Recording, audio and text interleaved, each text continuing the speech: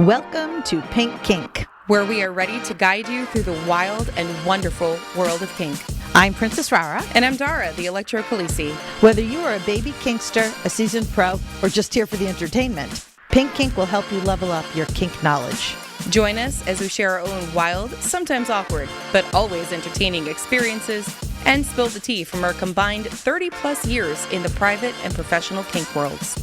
So grab your favorite flogger or wand. Thank you. And buckle up.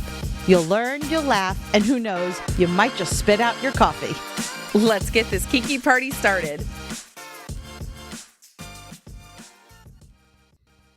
Want more Pink Kink in your life? Join our Patreon and get ready for a whole lot of kinky fun and exclusive perks. As a patron, you'll unlock access to our private Discord server where you can connect with fellow kinksters and chat directly with us. You'll also score adorable Pink Kink stickers and enjoy a monthly behind-the-scenes podcast packed with juicy tidbits we don't share anywhere else. Plus, get sweet discounts at our Etsy shop, Pink Kink Boutique, and on our online classes at Pink Kink Institute. But wait, there's more. More? Our impactful and electrifying Pink Kinksters get extras, such as bonus content and free digital downloads. Oh, and let's not forget, the Pink Standard of patrons will be recognized as producers on both the podcast and on our website, because we couldn't do this without you. Pink Kink runs on the love and support of our amazing patrons, so join the party today. Visit us at patreon.com/pinkkinkpodcast or click on the link on pinkkinkpodcast.com. Today's episode is produced by our electrifying Pink Kinksters. Thank you, Jay, Witcherman, Brianna Lynn, Daddy J, Fabe, William P., Claire, Lady Blooding, Naughty and Nice, Butte Pain, Manda Panda, Kat, Stefan, Shadow Phoenix, Christopher, Brian, Enchanted Sparrow, The Wombat, Impact Hazard, Twitch, The Midnight Girl, Sinful, J21, Daisy If You Do, AK Harley Chick, Serenity, Belle, Eric, Lady Affliction, Pumpkin Pie, Ms. Tourmaline, S'more, Hacksaw, Wee Mad Beastie, Devoted Night, 3 a.m. Thoughts, Crash Override, Kinky Bear, Sviper No Swiping, Barbie, Navigator Bard, Frost, Coffee and Chaos, Mr. Pillsbury, Peaches, Mighty Owl, Baby Squirrel, Lady and Lex, Chaos Monster, Jessa Lady, Ophelia, Drew, Birchbeard, Lady to Kitten, Cydia Lemon, Noir, Freddie Queen, Princess Ree, Miss Isiv, Godex Bunny, Elysium Rose, Avalia, Gloria, Nora Morapora, and Brix.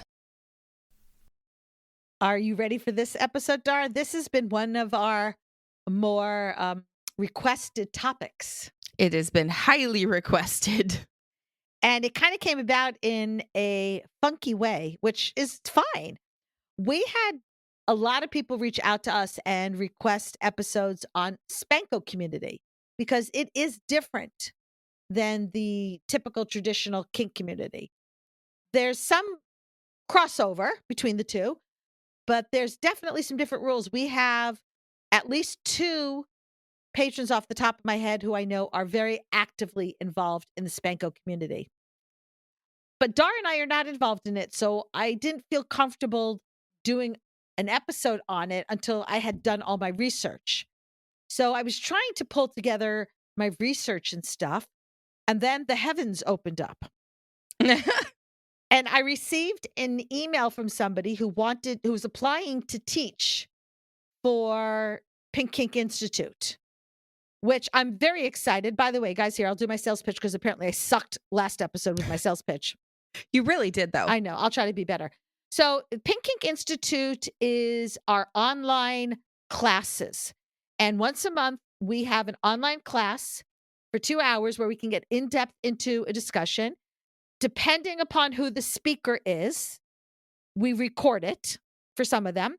And when we record it, you can either buy the recording, the class plus recording ticket, or again, with consent, I make the recording available through our Etsy shop, Pink Kink Boutique.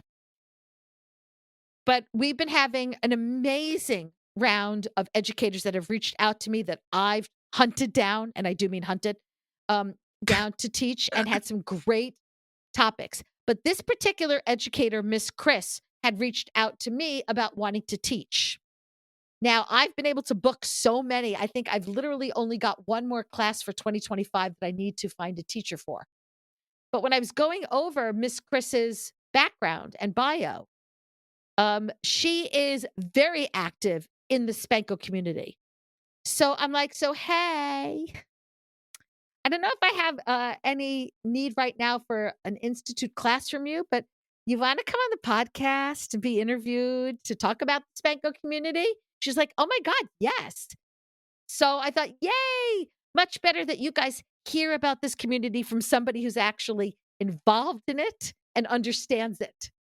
And Dar and I will ask them a whole bunch of questions and we will learn while you're learning, which is always cool.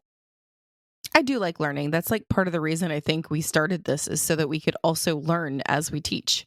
And I love when we get interviews in and they can talk about things that we've been curious about, but haven't been involved in. Well, like how often do we go, oh shit, that's me? During those interviews, a lot, right? Hello, emotional masochist from the brat. So let me tell you a little bit about Miss Chris. She's got a hell of a bio, and I'm going to read it all to you. So bear with me. There's just a lot of really amazing things she's done. So Miss Chris is a switchy pan poly edge player, professional disciplinarian, certified life coach, webmaster, toy maker, and international BDSM educator. She founded the Sun Valley Spankos, now called Spank University, back in February of 2009, which melds the education from the BDSM world with the party culture of the spanking community. She is proud to have presented in many countries like Italy, Canada, Ireland, and Spain. Ms. Chris has delivered fetish-based workshops at vanilla conferences too, including DarkCon, the American Association of Sexuality Educators, Counselors, and Therapists, and Mensa. And she has recently even appeared on the Doctor's TV show. She is appreciative of her opportunities to contribute to the science of BDSM, to speak with mainstream media about spank therapy, and to help raise consciousness of the BDSM lifestyle. Miss Chris has been awarded twice the DomCon Special Guest of Honor for her contributions to the professional lifestyle. On a personal level, she's a Bushman's Academy graduate and recurring presenter at her home club, Arizona Power Exchange, which is in my old stomping grounds of Phoenix, Arizona. So as you can see, Miss Chris knows what the fuck she's talking about. And I am super excited to have her join us and learn more about the Spanko community. I am very excited to say a warm welcome to Miss Chris. Thank you so much for joining us today. Thank you so much. It's wonderful to be here on a Sunday morning. We are always at our finest on Sunday mornings. Oh, No, yes, we're not. absolutely. No, we're not. That's a big fat That's a big fucking fat lie lie. right there. So I was up really late last night throwing a spanking party. Imagine me throwing a spanking party. So I was up till about 1 a.m. this morning with folks in my house. So us Spankos, we like our house parties. Well, that's great. Let's talk about it. One of the biggest things I want to know is like, what is the difference between Spanko versus kink? Wait, there is a difference? I thought Spanko was the kink. Well, versus like kink, like weed kink. Like spanking? No. There's a big difference between Spankos and BDSMers who do spanking. See? Yeah, imagine that. Please teach me. Yes, there is a whole community under the BDSM umbrella that's just Spankos and just spanking. And when it comes to spanking is a sort of an umbrella term that means a lot of things to a lot of different people, but we usually mean impact play on the backside. There is a big difference between spanking play and BDSM play or impact play. So difference is impact play can be done anywhere on the body. It's usually done on the back, and the butt, the thighs, but it can be pretty much anywhere. As opposed to spanking play, that's just done on the butt. So that's kind of the physical differences. The cultural differences are vast. So BDSMers tend to like dungeon furniture, dungeon locations, sort of dark and black and leather, latex. Fetish wear is really popular in BDSM crowds. I've got a foot firmly planted in one and another foot firmly implanted in the other. But Spankos, we tend to sort of, I call us butterscotch, not quite vanilla, just shy of it.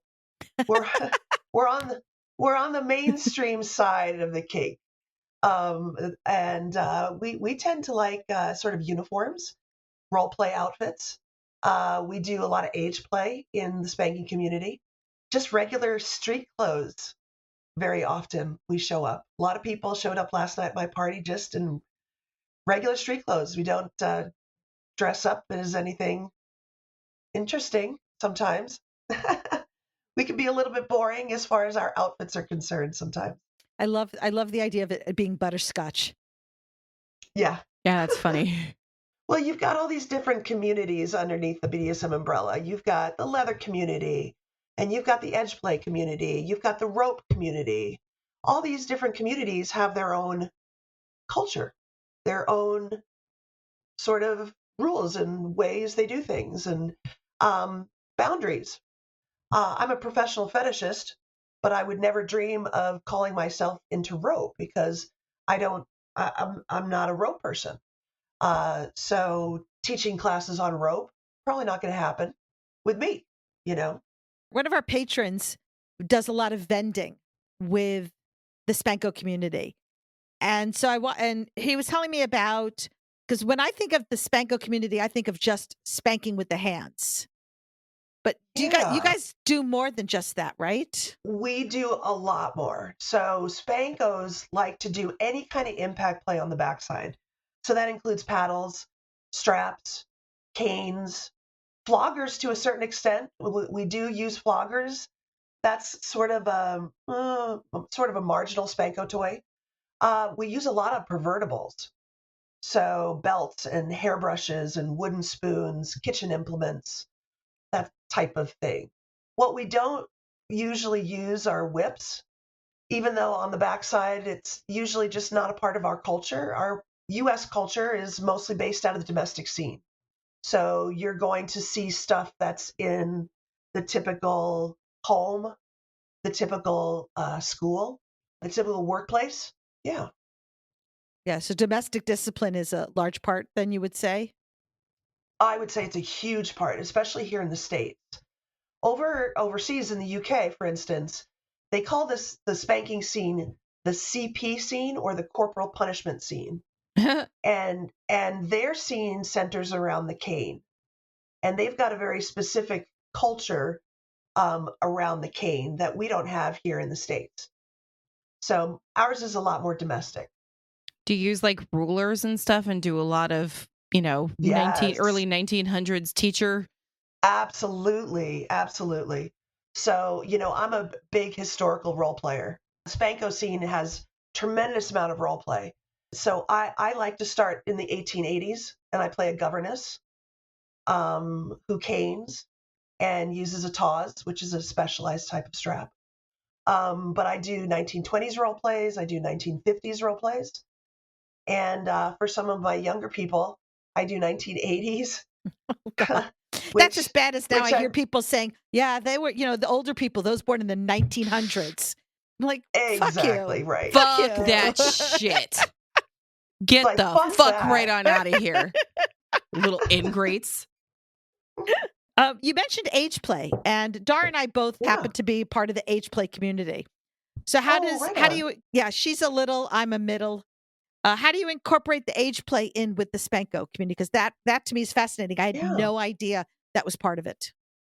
Yeah. So age play is very, very welcome in the spanking community. I would say littles, middles, and some of the older, maybe the late high school age, around that sort of age group within the age play community. Less so with ABDLs or adult baby diaper lovers. Well, you don't want to Um, smack a baby.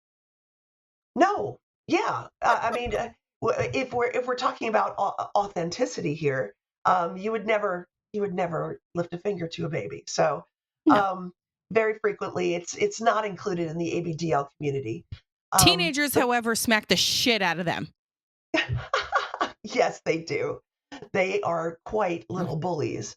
And some of my age play scenarios involve me as a younger age, sort of beating up on a much younger, like a little. So, because I'm an age player as well. I'm both a caregiver as well as an age player. Do you have I an should age say, range that you kind of like stick to? when I was doing a lot of age play, I was around the 8, 7, 8 age range. Mm-hmm. Um, and Because my, yep, no, because I was yeah. just gonna say I consider myself age 3 to 6, Oh, so wow, like yeah. old enough to be potty trained, but not old enough to cross the street by myself. Right, right. So that age range is actually pretty popular in the Spanko community. The whole idea of an uncle or an auntie and a little, or a mommy daddy figure and a little mommy dommy daddy, daddy doms are very, Mommy very dummy. popular. Mommy dommy. I like that. Um, yeah. So the whole concept of the age regression is a very, very popular role to take on at Spanko parties. So you'll see a lot of schoolgirl costumes, a lot of schoolgirl outfits. You'll see a lot of PJs and onesies and pacifiers and all that good stuff. Very interesting. Hmm. Now, would you say the spanking in about the pain, the pleasure, punishment, Mm. emotional Mm. release? Like what's the All motivation? of it. All of it. If for some people, it's stress relief. For some people, it's behavior modification. They need help with modifying their behavior, changing habits, and accountability. For some, it's total fantasy reenactment. Um, and for other people, it's sexual gratification.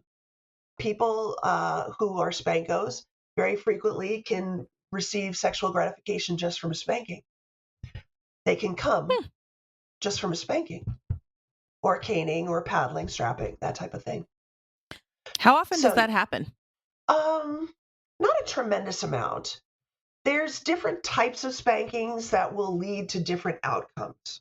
Mm-hmm. Oh, And yeah, so if you set out for sexual gratification, you can do something called neurotic spanking.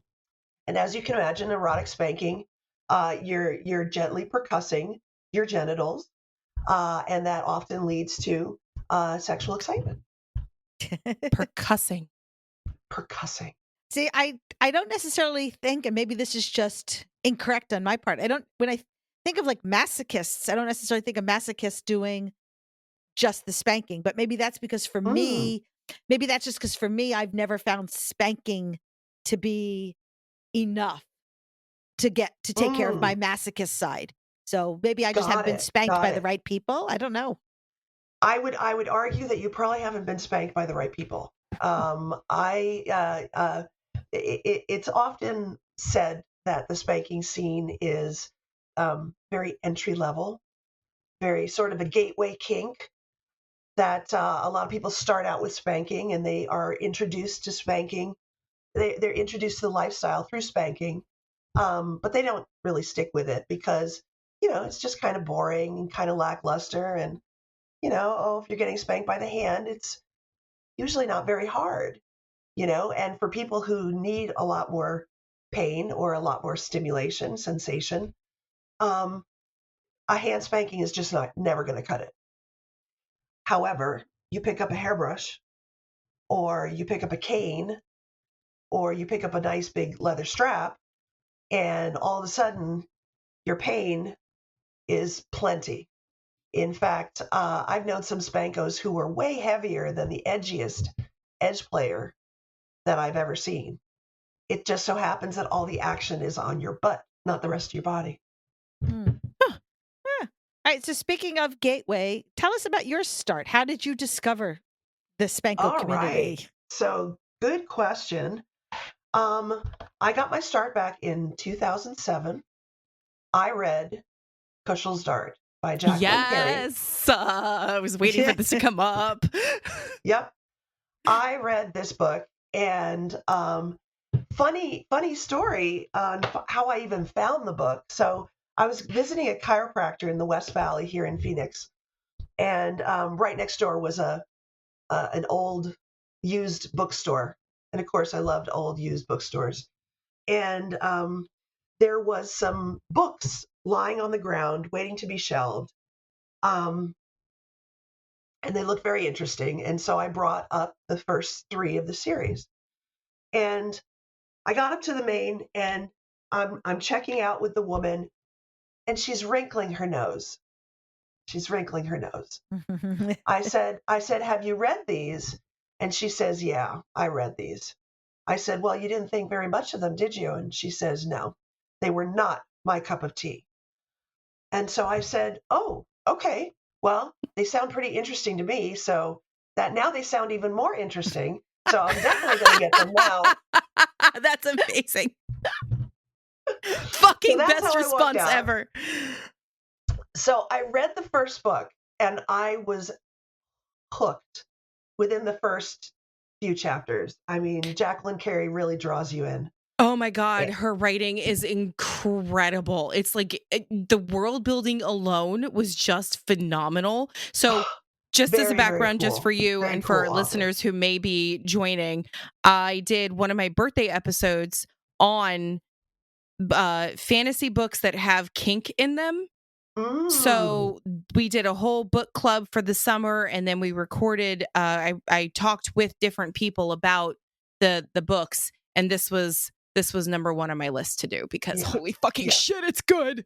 So of course, like most people, I think would, you identify with the Phaedra character, and the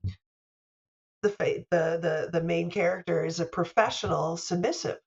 And the whole concept of not only being a submissive, but being a professional one, that blew my mind. Blew my mind.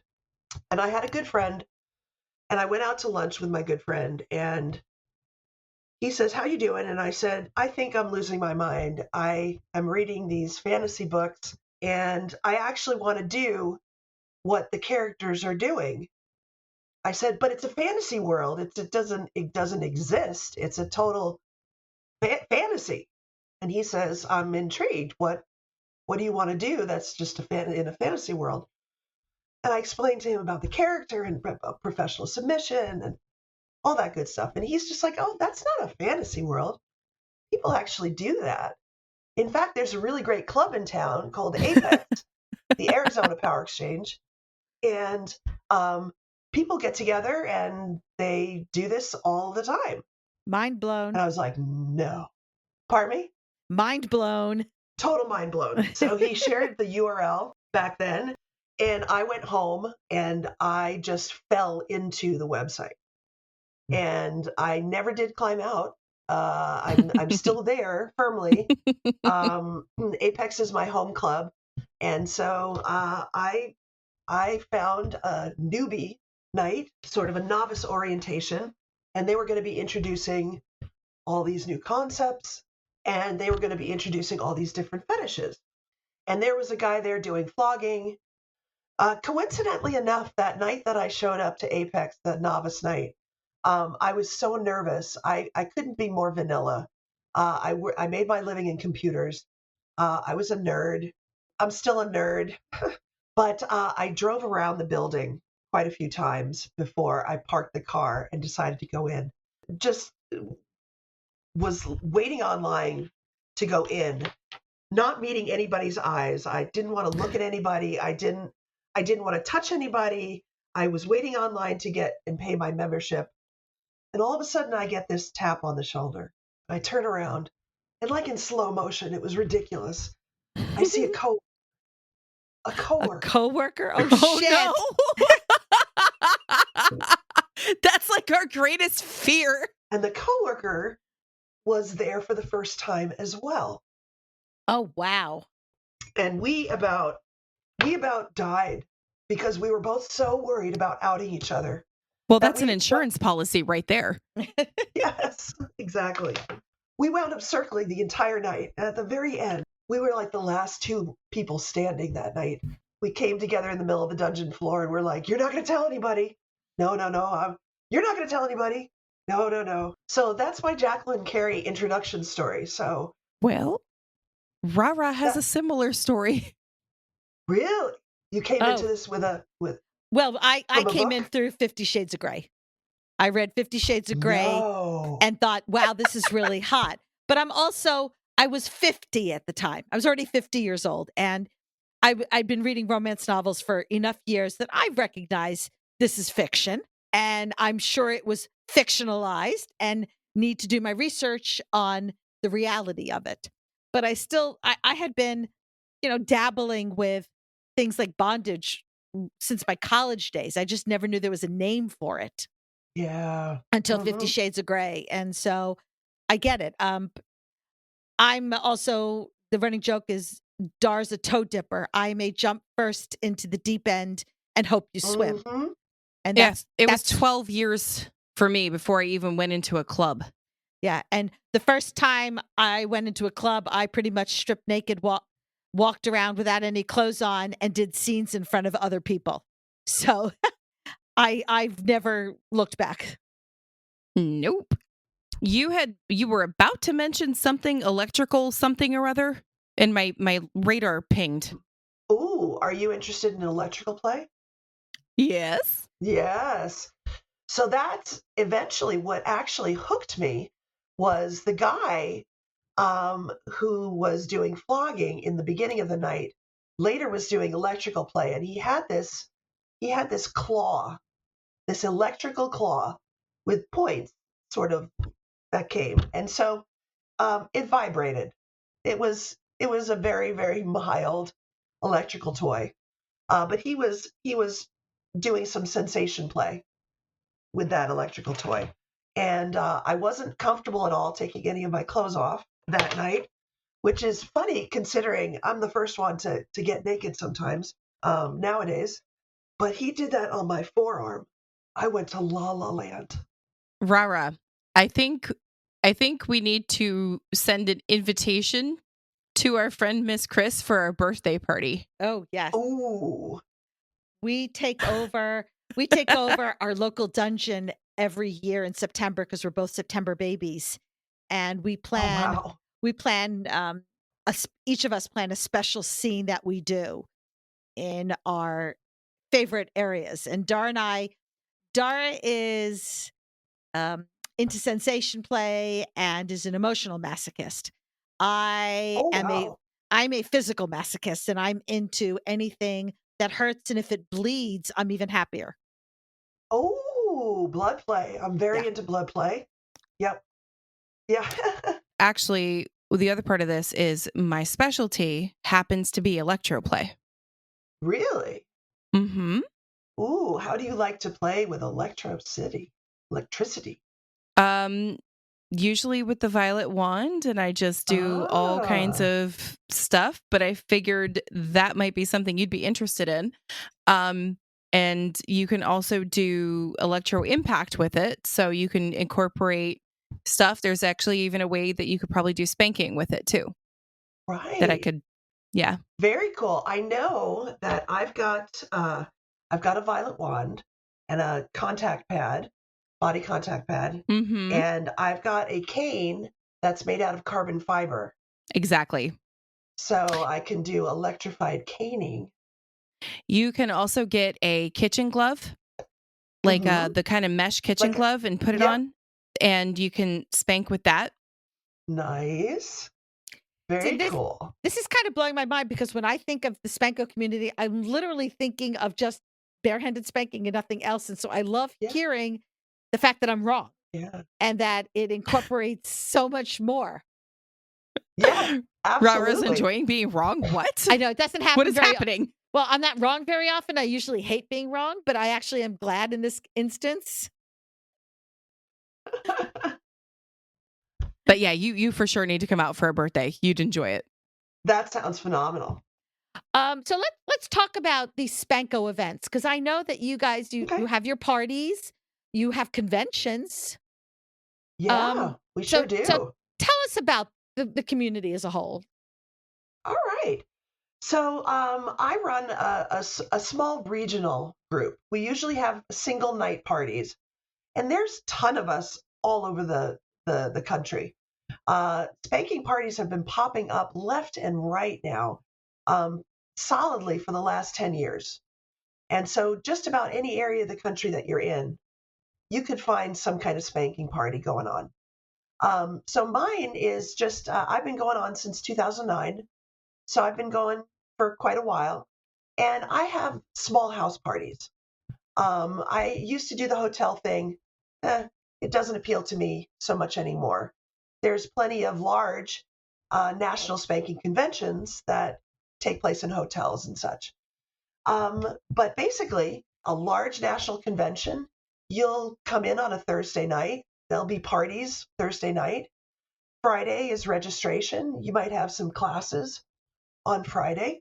Friday night is usually either a big vendor fair or more parties. Usually there's catered dinners um, and just lots and lots of activities. So a lot of subcategorical parties. So you've got women spanking men, men spanking women, a littles party, male male spanking party. There are activities like corporal punishment court, where you can take somebody to court and get wax in front of the audience. Um, there's something called the Spanko Spa. We like to give back to our tops. And so the Spanko Spa happens after an event, usually on a Sunday night. And we set up a lot of massage tables, and the tops get attention from the bottom. Yeah. Now, for our normal kink conventions, right? They set up the dungeon in the room with the St. Andrew's cross and massage tables and the Mm. spanking tables and stuff. But is it similar in the Spanko conventions or do your So, areas look yeah, different? well, there are two types of areas usually at a spanking convention, a large one. There's ballroom space, and ballroom space is often filled with dungeon furniture, um, a lot of spanking benches, a lot of massage tables, and that is often labeled the BDSM portion of the spanking party. Happens in the ballroom. Most of the Spankos, though, hang out up in the hospitality suites. That's a number of people throw open their room doors, and people prefer Spankos tend to prefer playing in regular hotel rooms on beds and benches and couches and stuff like that. So you've got So the two types. a lot of like over the knee spanking happening. Ton of OTK, a lot of OTK, and I wore a shirt which Your you guys can Oh, that's OTK. see, funny. but I it's like that. O. It's got O and a cup of tea and K. Okay.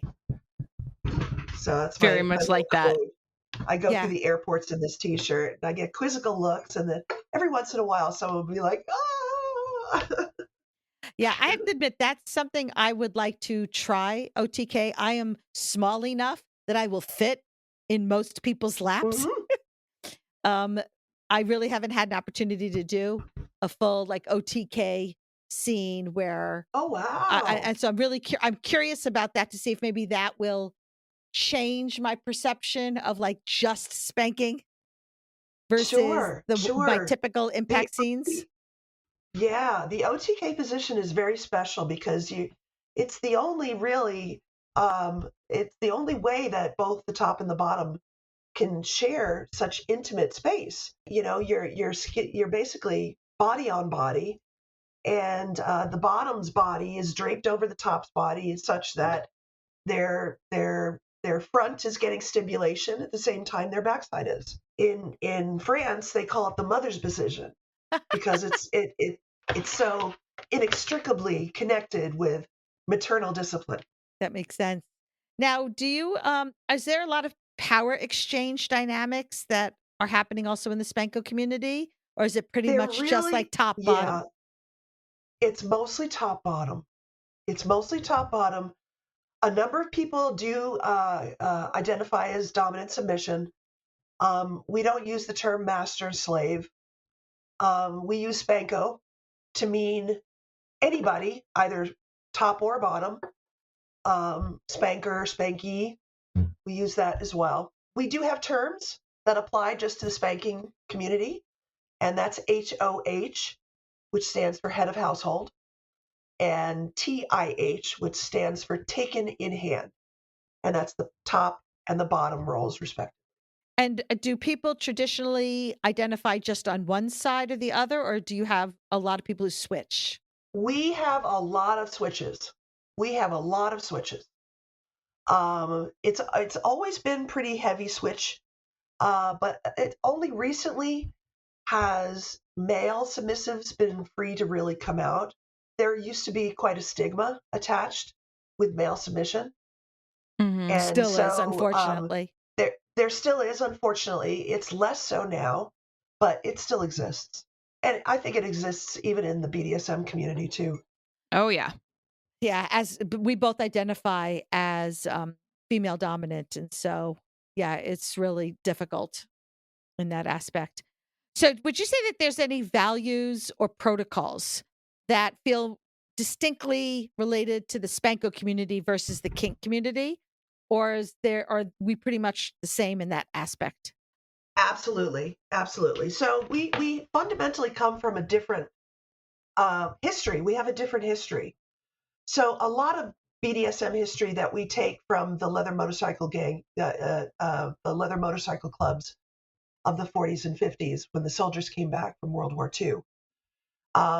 We don't take our history from there. Spankos take their history from a gentleman named Ed Lee, who brought the CP culture, the corporal punishment culture, over from the UK and started doing films back in the 70s. He did a lot of CP work based on the work of Irving Klaw. Do you guys are aware of Irving Klaw and Betty Page? Betty Page, I Um, know. Betty Page. Betty Page was a famous pinup model, and the person who shot Betty Page was a photographer by the name of Irving Klaw. He's the one who married spanking and bondage. And so you have a lot of the old pinup shoots that involve spanking and bondage. And so a lot of the Spankos take their influence from eventually Irving Klaw. There was a tremendous amount of domestic discipline also in the 40s, 50s, and 60s in the average household. And so we took a lot of our history from that as well. Our history is a lot more short lived than the BDSM history. We can really date back our history to the late 70s, early 80s. And that's with the addition of Shadow Lane. Shadow Lane came around and actually created the modern day spanking scene as we know it now. Shadow Lane was a book, a book company, a video company, and they threw parties. And they started throwing the very first party, spanking party, that was dedicated to spanking in Southern California back in the 80s. So yes, we've got two different. Our lineage kind of diverges back in It, the 40s.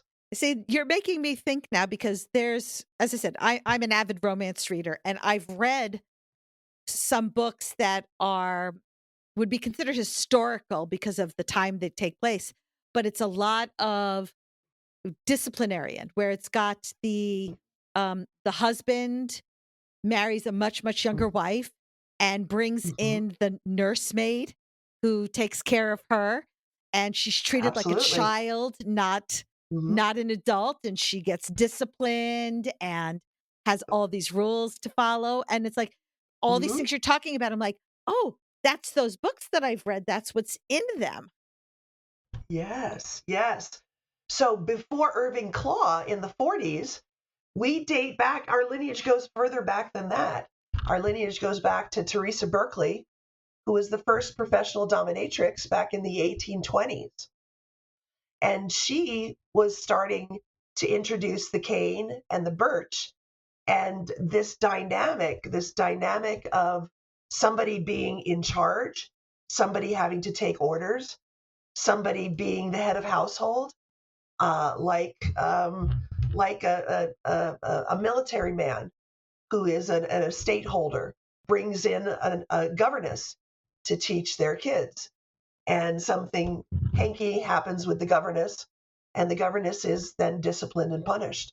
So you see it frequently throughout history. That's a very exact scenario.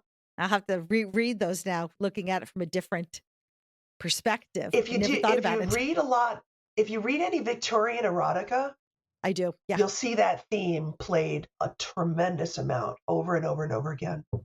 And do people act that out? Because you said you do a lot of role play in the Spanko community. Do they then do. take that and act it out? Absolutely. Absolutely. I've got a whole closet here full of Victorian clothing. And I've got governess. I've got lady of the manor. I've got even cross-dressing stuff. I've got a Victorian gentleman outfit. I've got a shoe shine boy outfit. Yeah, love the historical role play. I bet you're super fun at a Ren fair.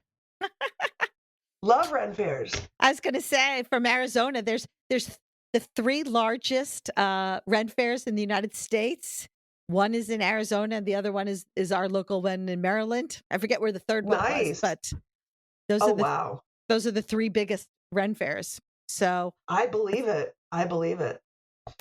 I love this. Do people who identify as part of the Spanko community, would they also call themselves kinky or kinksters, or do they tend to have a completely different mindset? Some of them would. There's always been, in the spanking community, there's always been an intolerance to other fetishes and an intolerance to be included under the BDSM umbrella. Some Spankos will even tell you spanking is not really kinky. Well, I'm pretty sure there's a lot of kinksters who will tell you that spanking is not kinky. Right. Exactly. Huh. But from both sides, meaning it's so vanilla, it's not kinky, or meaning it's like not extreme enough. Exactly. It's not extreme enough. It's like entry level. Again, we go back to that entry level thing. See, and I think that's complete bullshit, because if you like what you like, and I personally would not get spanked. Right. That's extreme to me. Sure. Corporal punishment is extreme to me. Yes. I could just call that therapy. We call it spank therapy there. Well, it does. I find pain grounds me and centers me. So that's absolutely. See, and I bruise way too fucking easily for that shit. I can't. I'm an absolute peach. I cannot do that. Except I will tell you, when you do it often enough, you don't bruise as much. You don't bruise. Yeah. You end up with what we call leather ass, and you stop bruising as much. Yeah. You stop bruising. Take into consideration that my little chronic issue that I have, part of it is the incredibly sensitive skin that marks way too easily. Yeah. Mm-hmm. So that is another reason I would not do it. So actually that kind of brings up a question then for me, because bruising is a big deal in the kink side of the life under BDSM, right? Everybody, I want bruises. They're my medal of honor. They're my badges. Hurt me till I bruise. Do the Spanko community have that same attitude toward bruising? Is it like the end all be all? Everybody, almost everybody, unless they've got a reason, like yourself, they usually want marks. And there's a saying, the more you use it, the less you bruise it. Oh, I'm stealing that. I love it. The more the more you play, the less marks you're going to have. And we've got a problem. Some people have a problem in that they play so frequently, they don't even get red anymore. And that is like, not getting red from a spanking is like torture for some people. You feel like you failed. Exactly. Your butt doesn't get hot, your butt doesn't color up, you don't feel the other things that attracted you to that activity to begin with. Kind of reminds me of like when you take drugs to get high and then you need more and more and more of it to get that high. Exactly. Like it sounds like a Exactly. horrible comparison, but I think it's accurate. Yeah, Well, I it would is agree in the with that. sense that for a lot of us, the impact is done to get us high. It's just a different kind of a high. Yeah, Yeah. it is. Totally. Subspace is a high onto itself. Oh, yes. So does there end up being like almost a competition trying to see who gets the bigger, better bruising? Yeah, sometimes. Yeah. So We've got a term in the spanking community because we're a lot more informal in the spanking community. So if you show up as a single person to a spanking party, you're going to do just fine because you wind up having lots and lots of informal scenes. But we've got a term called lap surfer. So a lap surfer is somebody who wants to go over as many laps as possible, get as many bruises as possible, and just play until they cannot play anymore. And it's less about quality than it is about quantity. yeah, that's it.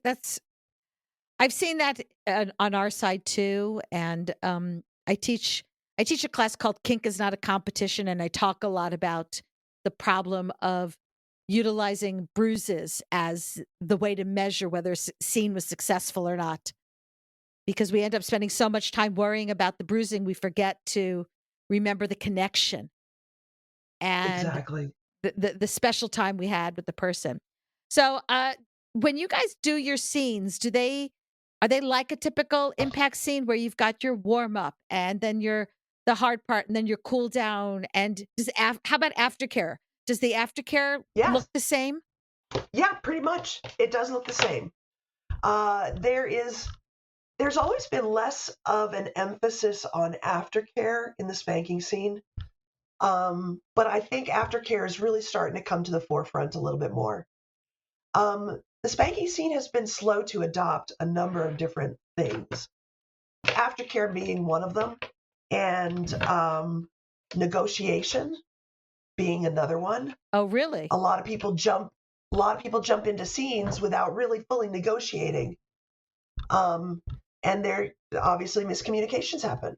The idea of consent has been slow to be adopted by the spanking community because, and I'll tell you why, because spanking play very often is a form of consensual non-consent. Ow, ow, ow, please stop, please stop.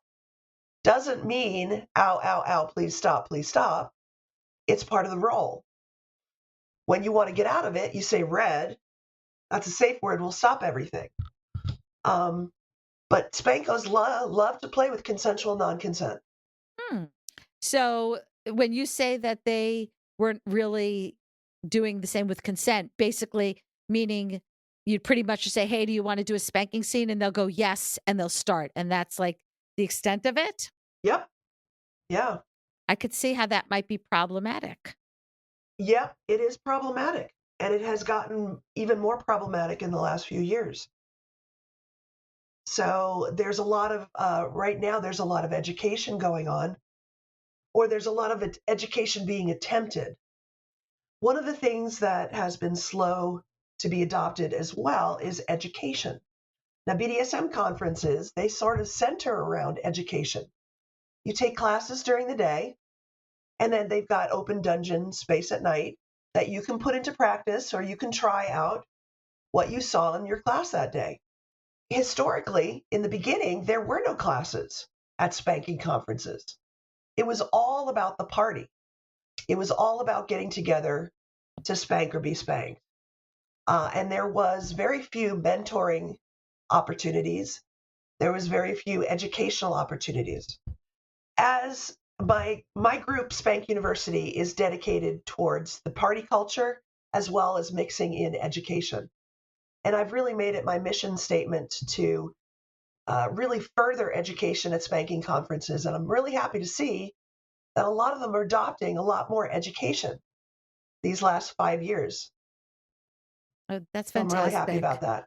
Yeah, I've seen a similar issue between the swinging community and the kink community. Oh, And yeah, as we get more and more people who are both swingers and kinksters, I'm finding this, at least in our area, the swinger community is really adopting more of that kink consent lifestyle. And I yeah, think that's great. yeah. Thank God.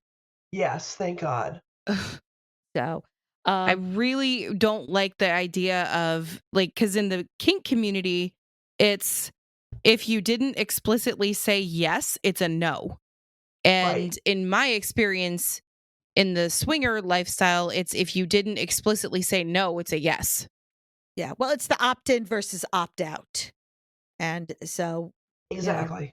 I never Exactly. thought, I guess I never thought that it would be similar with the Spankos.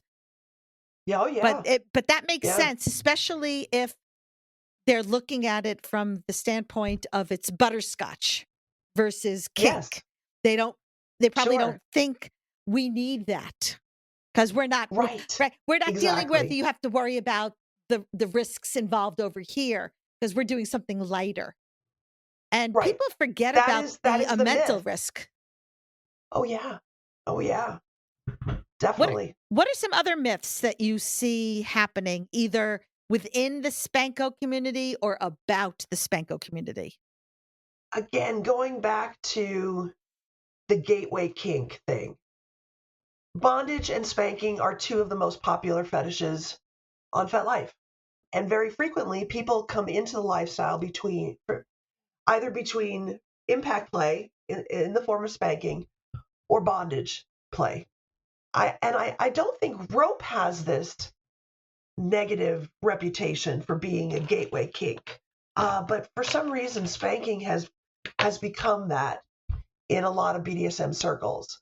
They don't take Spankos seriously. We are not necessarily welcomed and accepted in BDSM spaces. Spankos don't usually like dungeons. And that really kind of eliminates dungeons, which are very, very popular play spaces, from Spanko presence. We need our own safe spaces to play too. And I think it's a myth that people come into the lifestyle through one or the other, but don't stick with it. Like their interests change as they're being exposed to different kinks. Hmm.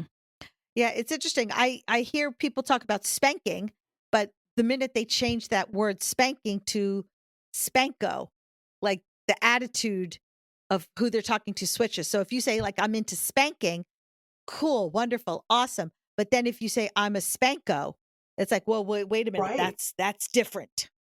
That's different. It is. It is different. Yeah. Being a Spanko incorporates all the physical aspects of spanking, but it also incorporates this whole cultural aspect of the spanking community and the people who gather together. Ooh, it sounds like fun. I mean, all the people I know It who is. identify as Spankos, like they'll come back from, let's say, a weekend event. I know there was just recently one, I think, in Vegas because somebody Yes. I'm an online Yep. friend with went to it. Yes. And That's the like, Oasis party. yeah, everybody was like, just like, oh, it's so much fun. It was wonderful. And Yeah. so I know that they're having a great time. Oh, yeah. These parties are a lot of fun. They're challenging to pace yourself because they're so much fun and there's so much to do. And of course, spanking is a very physical activity. So you've really got to pace yourself, whether you're a top or a bottom. You know, Ooh. people who play too heavy early on, they don't make it to the end. They've got to bow out the last couple days. So So, ooh, this brings up an That interesting sounds thing. familiar. So as somebody who tops for impact, I know I incorporate spanking into it, but I don't mm, do a lot because it gets physically exhausting and my poor hand starts to hurt. And so I have to switch absolutely. over to other implements. What are some Hmm. tricks of the trade to keep your hand from just giving out. All right. So this is something that I've been recommending for years. I don't know if anybody's ever taken me up on it. However, I've got a natural stamina with my hands, and I got it from playing volleyball for so many years. But if you don't have the natural stamina with your hands, buy a ham. Spank that ham. I know it sounds absolutely ridiculous. Pork flesh is the closest thing to human flesh that you can find. And so if you like a spiral ham without the cuts in it, if you spank one of those, it mimics a butt. That sounds like a euphemism for jerking off. It does, but I'm quite literal. Spanking the ham.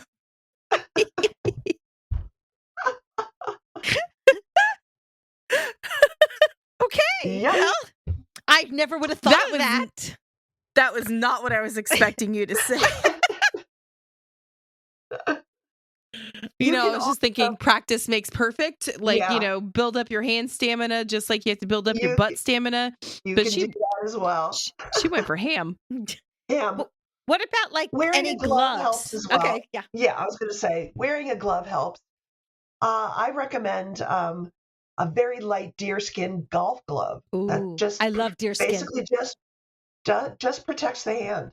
I mean, I sit there and I know, like, I will do a little bit, and then I'm like, okay, I need to do something else now because my poor arm and hand are just done. It does. It takes a lot out of you. It takes a lot. No, you don't want to be hamstringed when you come to spanking. But I'm bump. Whoa. So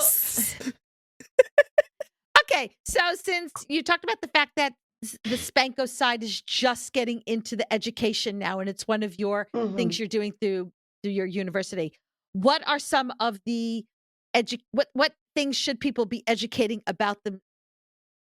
themselves about? Oh, this is hard for me to talk. Yeah. Educating themselves about when they're going into the Spanko side of the world. Sure. Negotiation. Negotiate about the things that you need to negotiate. Some people don't like certain implements. Negotiate about that. Some people need a little bit more extra warm up before they can start taking heavy implements. Negotiate that. Safe words. Negotiate that. Medical situation. Do you have any medical? It doesn't have to be quick. I mean, it can be quick. It doesn't have to be extensive, but make sure you touch on. I usually do 5 points of negotiation. One is warm-ups and safe words, implements, positions, medical issues, and I'll remember the 5th one here in a second. But negotiation, because that's an important step that doesn't need to be skipped. So I think that's really important. Yeah. Are there any like classes or books or resources specifically for Spankos? Well, I can plug myself here. Please do. You came and talked to us. You get to plug yourself. I get to plug myself. So I've got a Patreon account, and on my Patreon account is about 7 or 8 online classes that I have done for various online educational outfits. For $10 a month, you can get access to all of my classes. You don't have to join for very many months. A few months, you'll get through all of my classes in a short period of time.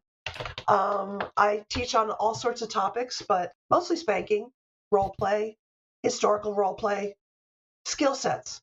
I do a lot of skill set teaching. So how to cane.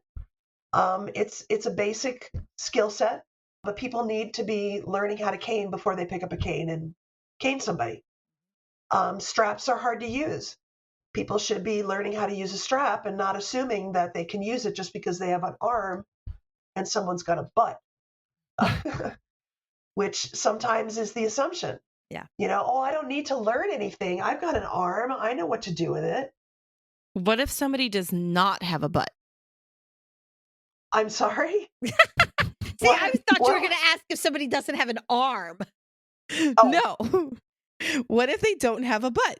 Then I what would if they imagine don't have a butt? I would imagine they wouldn't be part of the I Spanko don't. community. I Well- don't think. I don't think I've run into anybody without a butt. Because go with me here. What if they just don't have enough butt to have a butt? You know, Okay. I had. Even I, with my teeny tiny white girl flat ass, have enough butt that you can spank. Yes. Now it may That's hurt. correct. It may hurt the spanker's hand before it hurts my butt. There we go. But So true story. True story. I spanked a man into his 90s, and when talk I about tell not you, having a butt. he did not have a butt at all.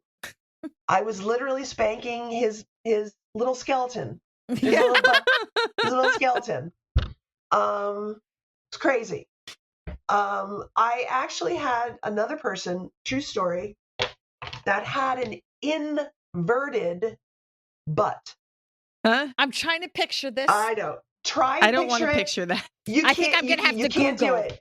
You have to You Google can't, that. You can't do it. Literally an inverted butt. The butt did not. The cheeks did not. There was God. not cheeks. It was literally. He was cheekless. It turned in instead of turned out. Inverted butt. All right, if you Google it, you can get pictures. I'm Googling. I'm Googling right now. That's not what I'm picturing. Mm-hmm. Okay. Well, it's not like inverted nipples, which are all the way in. This is a little Right, okay. right. Yeah. This is a little bit different, but Yeah. but still, Ooh. it was very challenging spanking him. There's a lot of butts coming up on my screen here. And I'm fascinated, but also scared of some of these butts. More butts than you knew what to do with. Yeah, there's too many butts. All right. So just a two quick more questions. Sure. What advice would you give to somebody who is interested in discovering their Spanko side and getting into the Spanko community? There are two types of people that usually come to me. And one of them is, I have no idea what I want, but I think it involves spanking. So they absolutely have no clue what turns them on, why they're coming to me. They need help to flesh it out. The other type of person comes to me with an exact idea of what they want, and just needing somebody to help facilitate.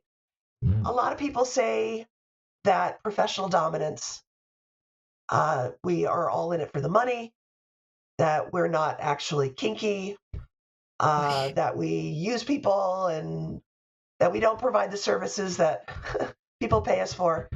But that's just not true.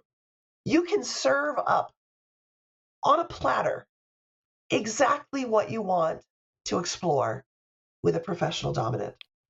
And whether you don't have any clue at all of what you want, or whether you've got all the clue in the world of what you want, you can basically, you can order it your way, just like Burger King.